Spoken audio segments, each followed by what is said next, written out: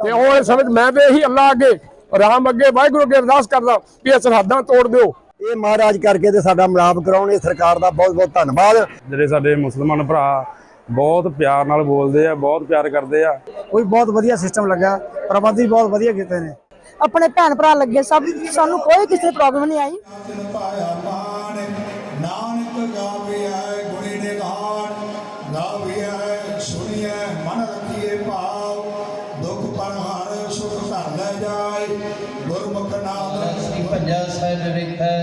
धन धन साहिब श्री गुरु ग्रंथ साहिब जीओ महाराज आप जी दी और ये जिहड़ा बाबे नानक दा घर है जी, जिन्ना तुसीं सुंदर बनाया, ਤੁਹਾਡੀ आवाम ने सुंदर बनाया, ਅਸੀਂ बहुत खुश है जी। ਤੇ ਉਹ ਸਮਝ मैं तो यही अल्लाह अगे राम अगे वाहिगुरू अगे अरदास करदा भी ये सरहदां तोड़ दिओ, इहनूं खत्म कर दिओ, तां कि ਅਸੀਂ ਸਾਰੇ ਇੱਕ ਹੋ ਜਾਈਏ। कोई ਇਹੋ ਜਿਹਾ ਸਮਾਂ ਬਾਬਾ ਨਾਨਕ ਲਿਆਊਗਾ, ਆਏਗਾ ਵੀ ਸਮਾਂ, ਆਏਗਾ ਜੀ, ਜ਼ਰੂਰ ਆਏਗਾ। ਤੁਸੀਂ ਵੀ याद करना, ਤੁਹਾਨੂੰ ਵੀ ਅੱਲਾਹ ਤੇ ਭਰੋਸਾ, ਸਾਨੂੰ ਵੀ ਵਾਹਿਗੁਰੂ ਤੇ ਭਰੋਸਾ, ਇੱਕ ਦਿਨ ਅਸੀਂ ਜ਼ਰੂਰ ਇੱਕ ਹੋਵਾਂਗੇ, ਇੱਕ ਦਿਨ ਜ਼ਰੂਰ ਇੱਕ ਹੋਵਾਂਗੇ।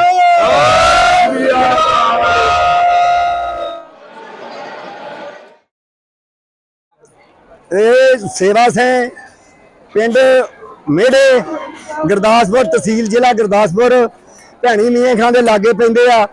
ਮੈਂ ਆਪਣੇ ਪਿੰਡ, ਜਿਹੜੇ ਮੇਰੇ ਪਿੰਡ ਤੋਂ ਮੇੜਿਆਂ ਤੋਂ मुसलमान गए आ तहसील दसका ते जिला ना की तहसील करतारपुर जाना ते तहसील दसका ते पिंड गोंदगे च रहिंदे आ जिहड़े मेड़े वाले मुसलमान। मैं उत्थे आउणा, मैं 13-14 तरीक। ये महाराज करके ते साडा मिलाप कराउण, ये सरकार दा बहुत बहुत धन्नवाद। ते धन्नवाद मैं सारिਆਂ ਦਾ करदा। वाहिगुरू जी खालसा। मैं अपने इंडिया तरन तारण तो आया, पंजाब तो ਅੰਮ੍ਰਿਤਸਰ ਲੱਗੇ ਆ। ਅੰਮ੍ਰਿਤਸਰ ਤੋਂ 20-25 ਕਿਲੋਮੀਟਰ ਦੂਰ ਹੈ। ਇੱਥੇ ਗੁਰਦੁਆਰਾ ਪੰਜਾ ਸਾਹਿਬ ਆਏ ਆ। ਇੱਥੋਂ ਦਾ ਮਾਹੌਲ, ਇੱਥੋਂ ਦੀ ਸੰਗਤ ਜਿਹੜੀ ਆ, ਜਿਹੜੇ ਸਾਡੇ ਮੁਸਲਮਾਨ ਭਰਾ ਬਹੁਤ ਪਿਆਰ ਨਾਲ ਬੋਲਦੇ ਆ, ਬਹੁਤ ਪਿਆਰ ਕਰਦੇ ਆ।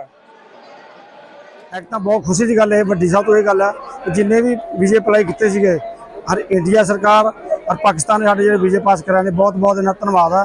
ਪਰ ਇੱਥੋਂ ਅਸੀਂ ਵੇਖਿਆ ਆਣ ਕੇ ਸਿਸਟਮ ਜਿਹੜਾ ਆ, ਉਹ ਵੀ ਬਹੁਤ ਵਧੀਆ ਸਿਸਟਮ ਲੱਗਾ, ਪ੍ਰਬੰਧ ਵੀ ਬਹੁਤ ਵਧੀਆ ਕੀਤੇ ਨੇ। ਮੈਨੂੰ ਇੱਥੇ ਆ ਕੇ ਬਹੁਤ ਵਧੀਆ ਲੱਗਿਆ, ਆਪਣੇ ਭੈਣ ਭਰਾ ਲੱਗੇ सब, सानू कोई किसी प्रॉब्लम नहीं आई, सानू किसी तरह तंगी नहीं, सारे सानू एक परिवार लगता अपना। सानू साडी सब ने बहुत ही रिस्पैक्ट की है, जिन्नी कि सानू चाहते उससे ज़्यादा सानू रिस्पैक्ट मिली है। इन्ना प्यार मिला कि मैं दस नहीं सकती। मैनू ये चाहन बहुत सी कि मेरे मम्मी पापा इत्थे दे सीगे, उन्होंने जन्म इत्थे दा आया पाकिस्तान का। हमारा दर्शन करके बहुत अच्छा लगा, बहुत ही बढ़िया लगा। 35 चक्कर 36 चक्कर।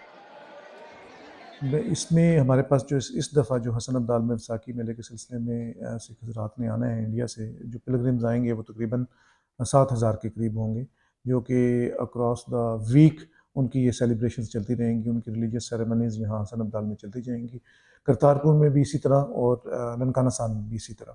तो उनके लिए डिस्ट्रिक्ट एडमिनिस्ट्रेशन और पुलिस ने बेहतरीन सिक्योरिटी, फुल प्रूफ सिक्योरिटी के इंतजाम किए हुए हैं। उनकी जितनी भी एडमिनिस्ट्रेटिव फैसिलिटेशन है वो हमने की हुई हैं।